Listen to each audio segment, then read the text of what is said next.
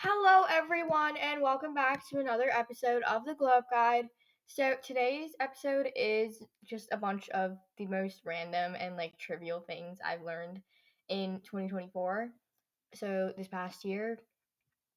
But if they were useful to me, then they may be useful to you. So, this is an episode I'm really excited about because it sounded a lot of fun when I got the idea for it. It was also a pretty easy one to do, thankfully.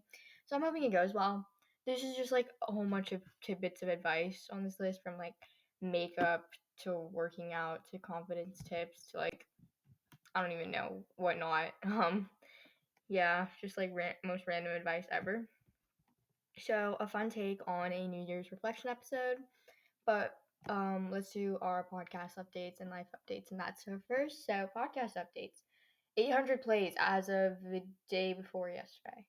So let me check. Today's Sunday, so that means Friday. Yeah, as of Friday, I hit 800 plays on the podcast. So another milestone.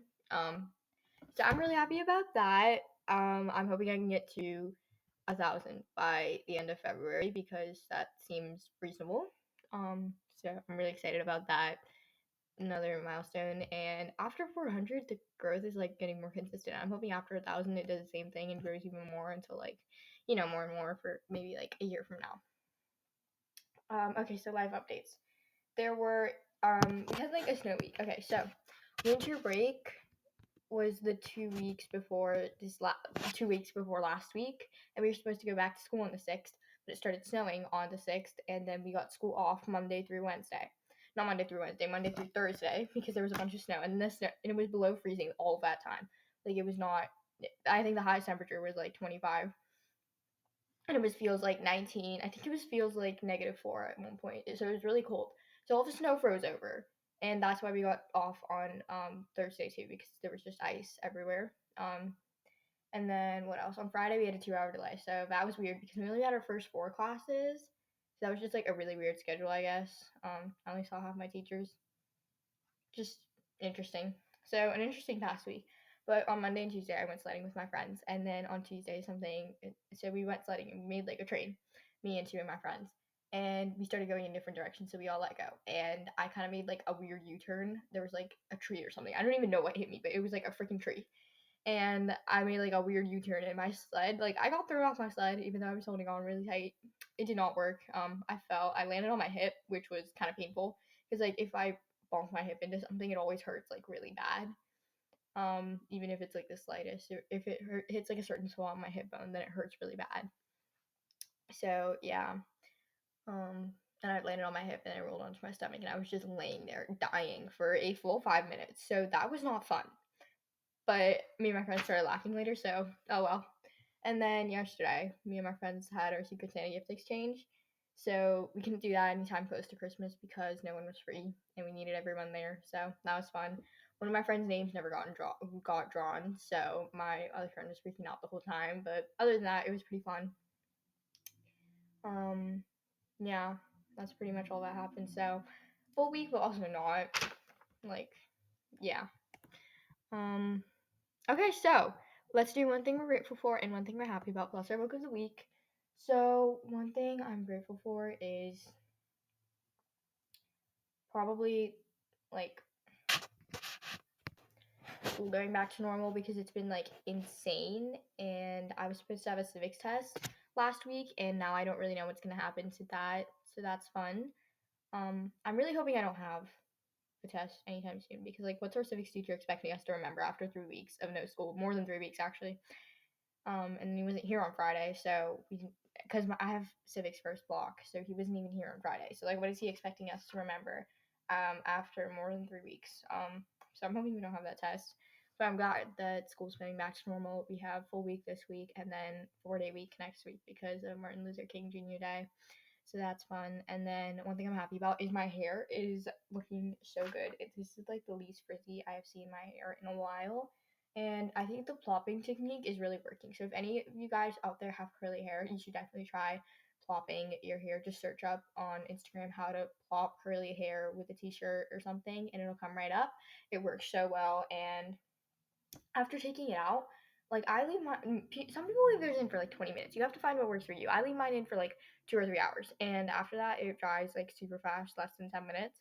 So that's fun, and it works so well. Like I get so much curl definition with it, and I'm trying different methods of sleeping on my hair besides braiding it, because braiding it, no matter how loose I do it, is like pulling pulling at my curls and making them go into like weird flat waves, and then by the time I do my refresh or wash it, then it just gets like super flat, super dead. It's literally straight.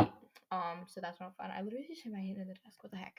Okay, so that's one thing I'm happy about. And then our book of the week. Let's see. I just started it today, but I finished a good chunk of it.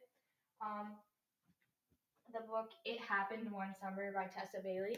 I don't really know if I've ever mentioned this book on the podcast before because I'm rereading it, so that's something to look out for. But yeah, I mentioned this in my Beach Reads episode. It's a really good book. Um, so it's about Piper Bellinger. She's an influence. She's like fashionable influential. I can't speak. And then like paparazzi are constantly on her heels.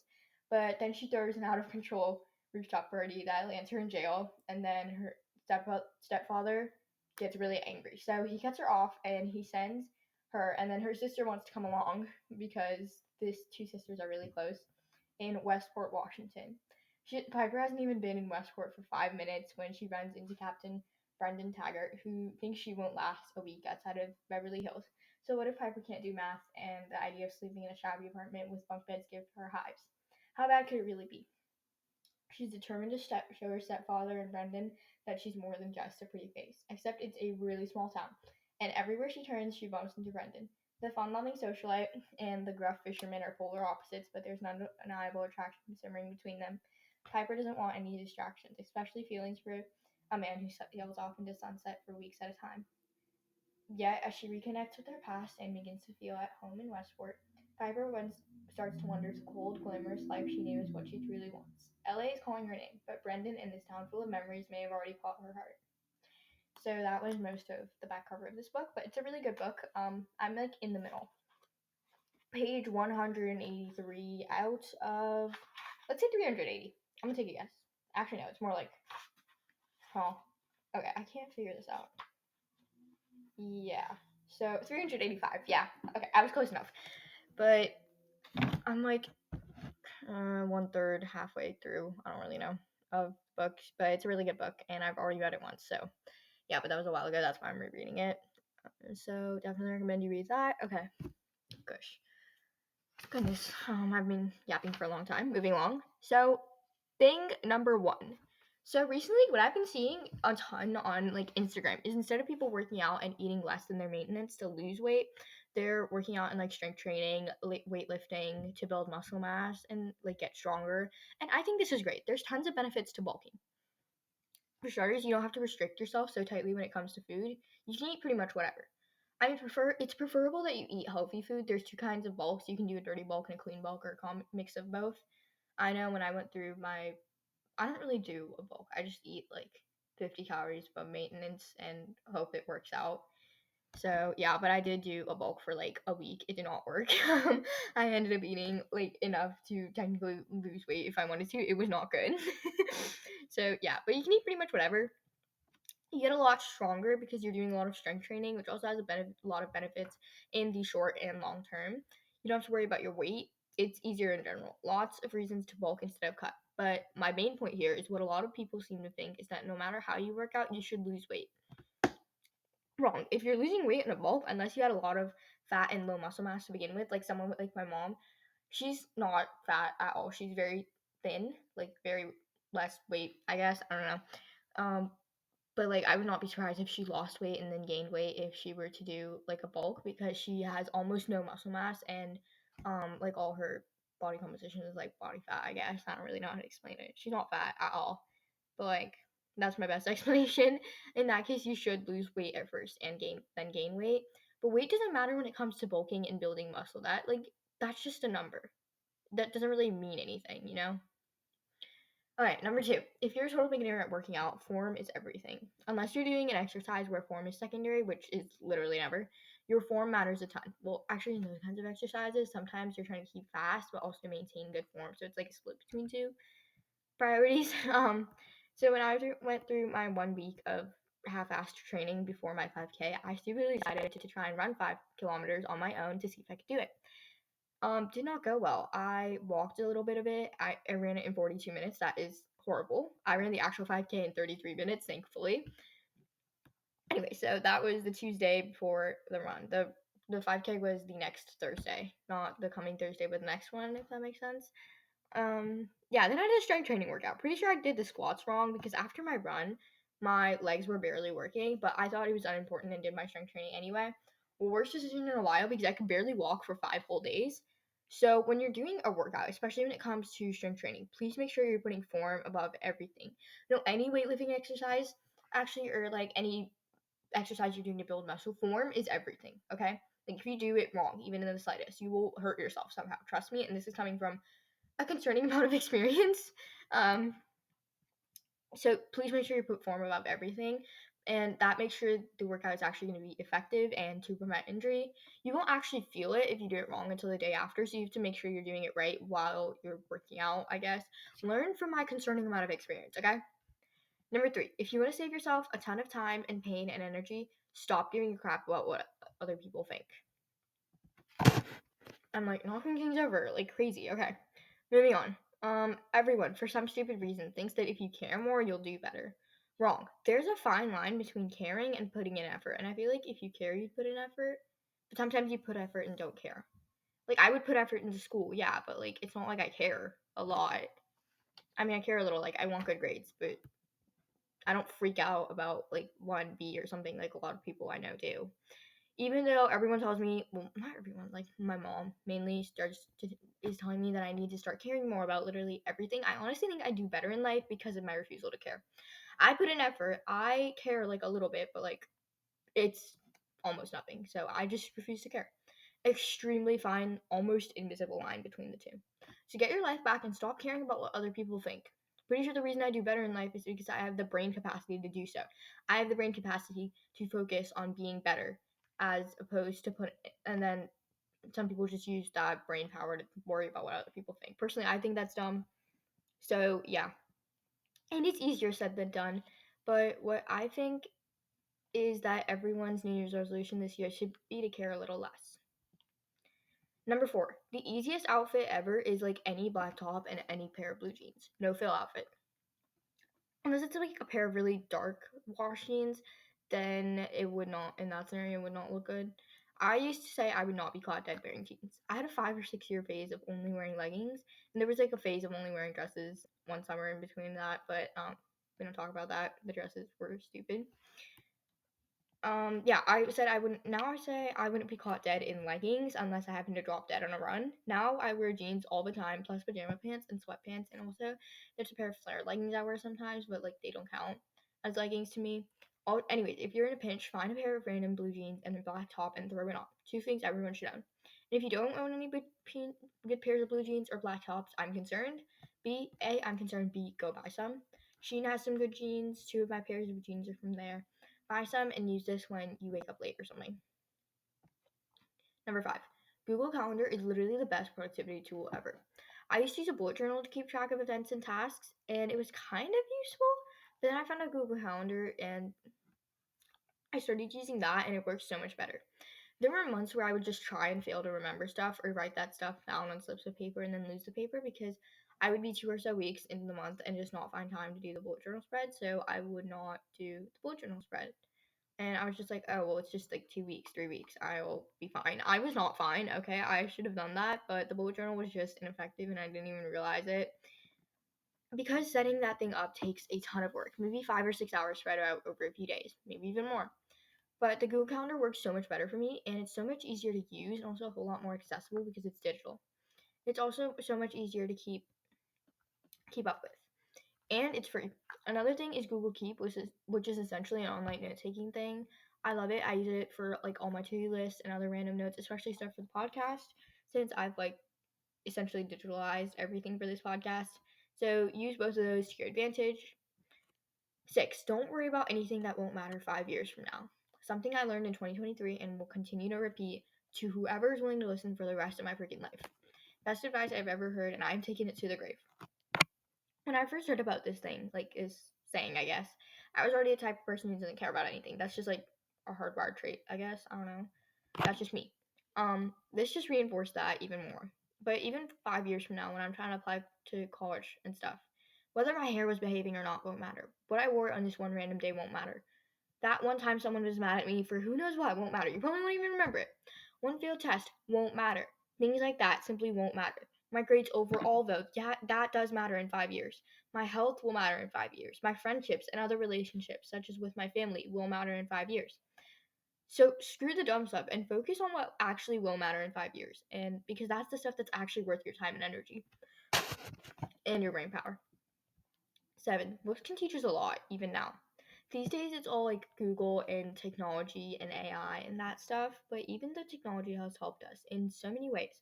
Like how it doubled the average life expectancy. Sometimes the old fashioned ways still work the best. Books, especially nonfiction ones, can teach us so much. I learned how to actually develop habits, the real reasons why I struggle with waking up early now, how exercise can change your life, more stuff about habits, stuff about confidence, saving and spending money, right? And so much more from nonfiction books. All of that from books. And this is stuff that I'm most likely going to use in my day to day life forever. So start reading books more if you barely read to begin with. I have 2 episodes on book recommendations with the first one, which is my 12th episode, has a good few good nonfiction ones. And I'm also going to do a nonfiction book thing, I think like next week or the week after, probably the week after next. So that's fun. It's going to be like 12 books in 12 months, like a nonfiction book each month to like change your life. I don't know. I'm still working on the title for that. So that's fun.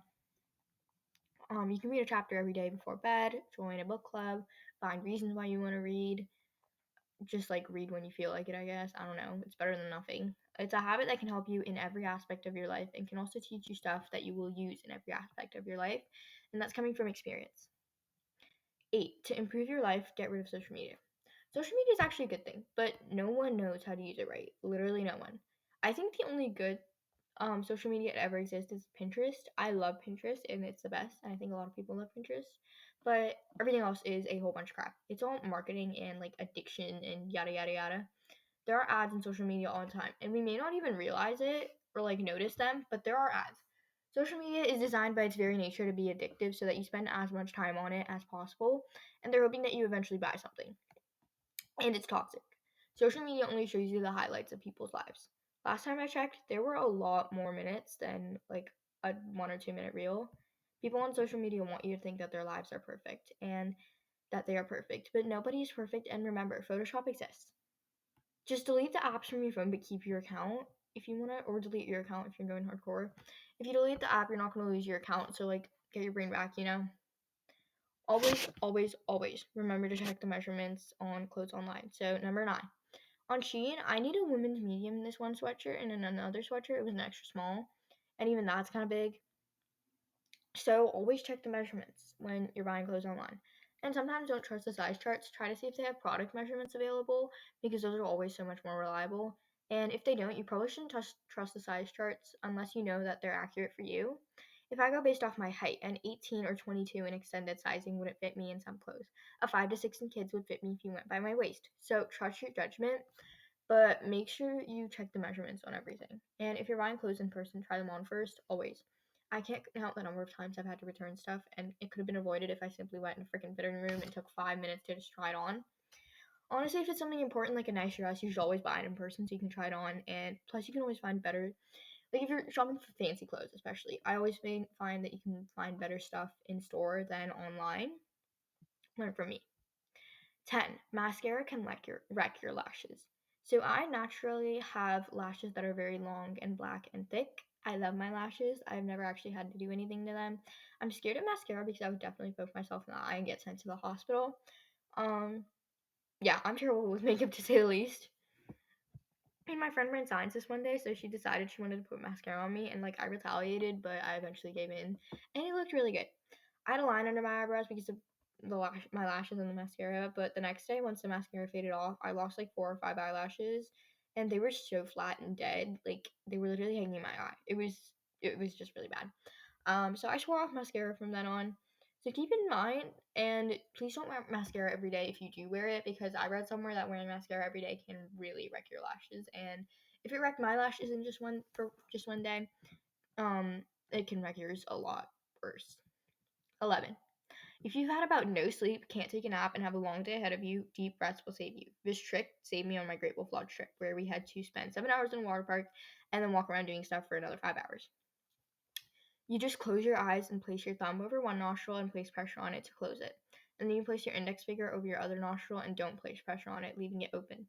Close your eyes and take a few deep breaths for maybe 5 minutes. Throughout those 5 minutes, keep switching which one you place pressure on every 5 or so deep breaths. Afterwards, open your eyes and blink a few times. You should feel a lot more energized.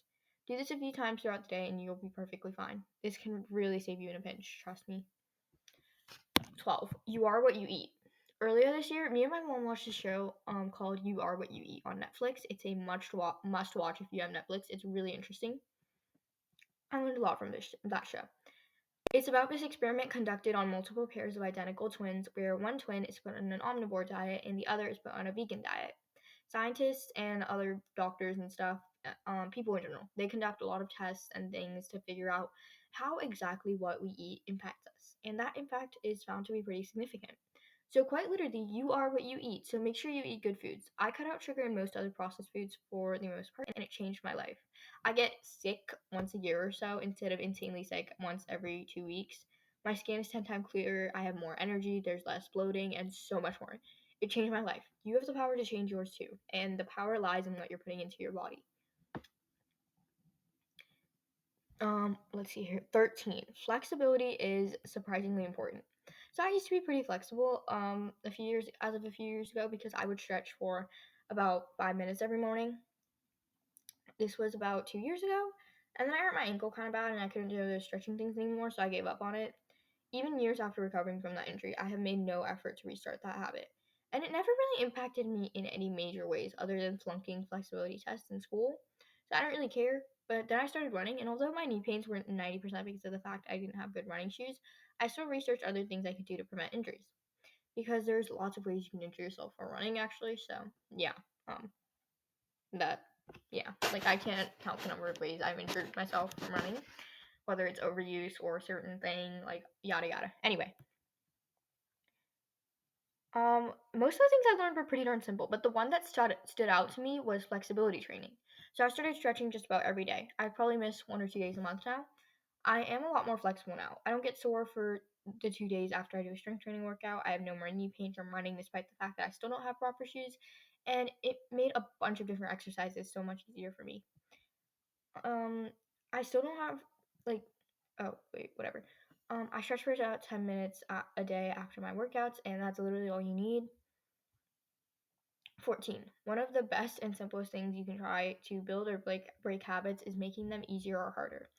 So last week's episode was based on the book The Four Tendencies by Gretchen Rubin and how you can use the things in that book to actually achieve your goals in the new year. That applies to habits too. But no matter what your tendency is, this is still a great way to set yourself up for success with habits. This was about 4 years ago, and I saw this video that talked about a 20-second rule to build or break habits. The 20-second rule means that if you want to build or break a certain habit, you make it take 20 seconds less or 20 seconds longer. Or like making it 20 seconds easier or harder. Maybe not measuring it in seconds, but essentially just making it a little bit easier or a little bit harder for you to do that thing. If you want to go to the gym in the morning, pack your bag and set out your clothes the night before. If you want to start practicing guitar, have your guitar out where you can see it and dedicate a small part of your space solely for practicing guitar. If you want to quit eating sugar, stop buying sweets and hide all the sweets in your house on the highest shelf of a cabinet or pantry. And make sure you take a chair or ladder to get to it so you can only get to it if you really want it. If you want to stop scrolling, delete social media apps from your phone but keep your accounts, or delete the accounts too. Simple things like that make all the difference, and that's coming from experience, at least the one about sugar. I have my Halloween candy on the highest shelf of my closet and on top of a stack of stuff so that I have to get on a chair or something to reach it. Out of sight, out of mind really works. I only ever eat on my period because that's when I really crave sugar. So yeah. But I have applied this thing to many parts of my life, and it always works, no fail. 15. Strength training will not make you bulky. If anything, it will make you look even slimmer. Most people avoid strength training like the plague because they think it will make them bulky. It will not. You will not become a 200-pound bodybuilder by strength training twice a week for 30 minutes. Yes, you will get more muscle definition, but that's something you actually want. It looks good. Strength training making you bulky is a total myth. All you need, like the people, like influencers on social media, you see with like a lot of muscle definition, they probably spend a lot more time strength training or like weightlifting than like what like the minimum is for the average person. Like okay, I started strength training twice a week for about 30 minutes, and I've stuck with that for about 4 months. I didn't become a 200-pound bodybuilder. I look even slimmer than before strength training. So stop believing this total crap and start strength training. Plenty of YouTube videos exist. I have about 4 of MadFit's strength training videos that I do on rotation, the ones that are 20 minutes long, plus there's a few 30-minute ones that I also love. She has tons of weighted workouts. Just do whatever you want. If you want to go to the gym, then fine, but like I work out at home. So yeah, that's all you need, and you will not get bulky. Honestly, you don't even need like actual dumbbells. You can just use canned food. I used canned food when I started. Okay, 2 bean cans, that made a set of 2-pound dumbbells, and I actually bought dumbbells. I use a set of 5-pound dumbbells now. I'm like doing progressive overload, I guess. I'm gonna get a set of like 8-pound dumbbells once I outgrow these. Strength training has too many benefits for you to not already be doing it, so just do what works for you. 16. If a friend of yours is being a complete jerk for no reason, they don't deserve you. Something I unfortunately had to learn from experience this year. Sometimes your friends are being mean, but they don't mean it to hurt you. They're probably just going through something, and instead of focusing on the fact that they're being a jerk, help them get through whatever they're going through. Because that's what friends do. But what I mean here is that if one of your friends is being like a total jerk for no reason at all, then they don't deserve your time and energy. Okay? Like you can be putting this time into energy it's taking to maintain this friendship and put it into an activity or friendship that actually means something to you. And I get that even though I can let go of someone and forget about them in 2 days, like I did, others can't. They can't imagine letting go of this person even though they know it's hurting them to keep this friendship.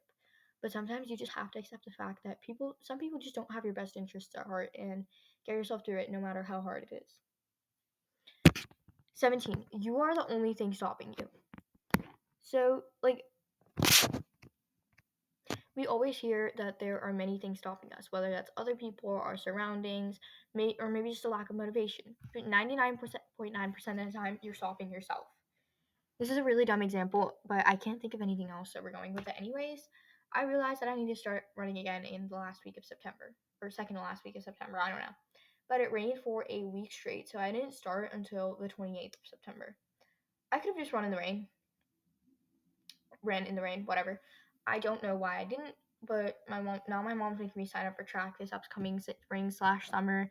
So if I had that extra week of progress under my belt, that would have put me a lot closer to 4 months of running right now instead of 3. I let the stupid rain stop me, but really it was myself. So don't let the same thing happen to you, whether it's a situation as insignificant as mine or a huge life decision. We can all do amazing things if we stop stopping ourselves and being our biggest obstacle. 18. There's no growth in the comfort zone and no comfort in the growth zone. This is something I heard on a podcast pretty earlier in the year, but it stuck with me till now. The only way to grow is to step outside your comfort zone. Your comfort zone is what you're used to. Say me waking up at 7:20 or 7:30. That's my comfort zone. Your growth zone would be stepping outside of that comfort zone. So me waking up at like 7 or 6:45 in the morning. That's the growth zone. Pretty simple breakdown, but I can't stop thinking about how true this is for every part of our lives. If we want to change and become better than who we were yesterday, or maybe even an hour ago, we have to grow. Change is growth. Growth means getting into that growth zone, and getting into that growth zone means getting out of that comfort zone. The phrase itself, there's no growth in the comfort zone and no comfort in the growth zone, is a never-ending loop in itself. So always remember this. One of the much more valuable tidbits of advice in this episode. 20. Willpower battery is a thing, and a very powerful thing. Every single morning when we wake up with a certain store of willpower. Oh, wait, this is actually 19. Yeah, I don't know if I said 20. This is 19. Okay, anyway, whoopsies. Every single morning we wake up with a certain store of willpower. Willpower, self-control, self-regulation, whatever you want to call it. We wake up with a certain amount of willpower, and as we go about our day, we exert that willpower. As we go about exerting that willpower, we have less and less remaining willpower, like a phone battery. As you use your phone, the battery dies down. Willpower battery works the exact same way. This is a very powerful thing.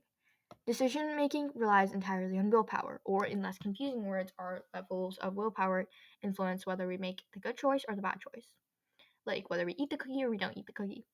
Habits start out as repeated decisions until we made the decision so many times that it becomes stored in our brain as an automatic behavior. Like how we brush our teeth every morning, or maybe we have the same night routine, or we follow the same thing when we wake up. Maybe you just jump right out of bed, or you stay in bed for 5 minutes. That's our habits. You can take advantage of this by doing the harder things in the morning when you have more willpower battery, and save the easier, less brain-consuming stuff for later in the day. I always notice that whenever I eat like sweets that are high in sugar, it's always at the end of the day. Like when I eat a cookie or something, it's always at the end of the day, like a cookie that has a lot of sugar in it. Always the end of the day, and I don't know why. But like now I do, and it's because my willpower is dying at the end of the day. Like I'm craving a cookie right now, so yeah, I'm probably gonna eat a piece of cookie later, but I'm trying not to, because I've been eating way too much sugar over break. So yeah, we're gonna talk about that. Anyway, willpower battery is a very powerful thing, so use this to your advantage. 20. For those of you still in school, Quizlet is a very useful studying tool. It's basically this thing where you create a set of flashcards or find a set of flashcards, and then you have a set of flashcards plus questions plus a test in this matching game. They also recently added this thing where you play a game that's kind of like Blockfast with the questions, and also this thing called QChat, which is like an AI tutor. I love this, and I use Quizlet for literally every single one of my tests that I have to study for this year, and I get really good grades, so I guess it works pretty well. Multiple options to help you study depending on what you like, and it's free. There's a paid version of this app, but you can get but all you get is like unlimited learn rounds and more than one test and unlimited questions for the chat thing. Not worth it in my opinion because the free version is perfectly fine. But for those of you listening who are still in school, Quizlet is a must-try tool for studying because it works really well and it's free. Oh, and I just remembered this, but with the paid version, you also get no ads. But there's really only ever ads in the flashcards, and also it's like not that many of them, like 1 to 3, and you can skip after 5 or so seconds, so it's not too bad, but a must-try tool. 21. If your hair is wavy or curly when it's wet, but then you brush it while it's wet and it gets straight, then you scrunch it and it goes back to being wavy or curly once again, you probably have curly hair. Another telling sign is that if it dries really poofy and frizzy. So this past year, I figured out that I have curly hair. Denied it for a while and then finally did something about it. I asked for a bunch of curly hair stuff for my birthday. And it's been a month, and I can't really tell if whether my hair is 2C, which is like really defined waves, or 3A, which is like the loosest curls. It seems like a mix of both, but I'm hoping I'll be able to figure it out after a few more months. I'm thinking it's leaning more towards 2C because even after this long, it's showing a definition. Yes, like my hair is the curls and waves are definitely more defined, but they're not actual curls. They're more like S-shaped waves, like tight S-shaped waves, so like 2C. Anyway, if this is you, you most likely have curly hair. People always say curly hair is a lot of work. It doesn't have to be that bad. I have a pretty easy curly hair routine that doesn't take 4 hours on Sundays. I wash my hair using Functional Beauty curly hair shampoo and conditioner, and then I get out of the shower and brush my hair while it's still sopping wet. Finger comb in the leave-in throughout my hair. Wait about 2 minutes. Do the same thing with the curl cream, but while scrunching it a little bit. And then I finger comb hair gel through my hair. I pull out my hair with a t-shirt and leave it like that for a few hours, about 2 to 3 hours, and then I diffuse it dry. I do the same things on Wednesdays, but no shampoo and conditioner. I like water wash my hair instead. All of this takes an hour on Sundays and 40 minutes on Wednesdays, so not too bad considering what I've seen on Instagram. And that's if I don't plait my hair. It sounds like a lot, but it really isn't. 22. Having hobbies makes you a more interesting person. So after my fall soccer season ended, I realized that soccer took up more of my life than I thought. So once the season ended, I ended up with a lot more free time. I do not like being bored or having nothing to do. I thrive when I'm busy and doing a million things in a day. I do not like having all this extra free time. Then all my recommended podcast episodes to listen to were about like hobbies, and the same stuff kept popping up on my YouTube feed. And then I realized that I simply do not have hobbies anymore. I run, sure, I read, I play soccer. Those are my hobbies. Very basic and boring stuff. I used to do a lot more fun things when I was younger. Like I used to scrapbook. It was really bad, but still, that's something. Like I used to paint. I used to draw. I used to do like a bunch of creative things. Um, I used to cook a lot more than I do right now. I used to bake a lot more than I do right now. Like very basic stuff. But like I used to have so many more hobbies when I was younger, and now I just don't. But if you meet someone new and they ask you what you do in your free time, and you're like, oh, nothing much, I guess, then you seem like a boring person. But if you can say, oh yeah, I do this and that and also this, then you sound like a lot more interesting to that person because they're like, oh wow, they do all these things with their free time. That's so cool. I think that everyone should have a New Year's resolution to try out one new hobby, whether it be scrapbooking, cooking, or photography. So have more hobbies and be more interesting. 23. Yeah. Tiny things can change your whole appearance. Recently, I started using an eyelash curler, and everyone is telling me I look completely different. I also started wearing this tinted lip gloss that actually looks good on me, and it's not even an extra minute to do those two things, but everyone's telling me that it makes me look really good, and I personally think I look a lot prettier because of that. So putting the tiniest bit more effort into your appearance, even if it takes like a minute in my case, can change your whole appearance and make you feel a million times more confident. You don't need to start doing a 10-step makeup routine. Just like mascara and curling your lashes if you want, putting on lip gloss, you can do some blush if you want to, simple things like that. You don't even need to do anything if you don't want to. Like, it's just your choice, like I'm making a choice to try and not stop my elbows out with an eyelash curler. You can make that choice too. Just have a good skincare routine and take care of your lips, and you won't need an all-out makeup routine. Simple things make all the difference. So that was all the random stuff that I learned this past year in 2024, and it was a really fun episode to do. I hope this helps you in some way or the other, and that at least one of these stick with you for a while. To end our episode today, I have a quote for you guys from Beyonce. It goes, "In our perfect ways, in the ways we are beautiful, in the ways we are human, we are here." Happy New Year's. Let's make it ours. Bye, guys. Rate, review, follow, and share this podcast. Drink some water. Please, please, please go follow me on Instagram. And I love you all.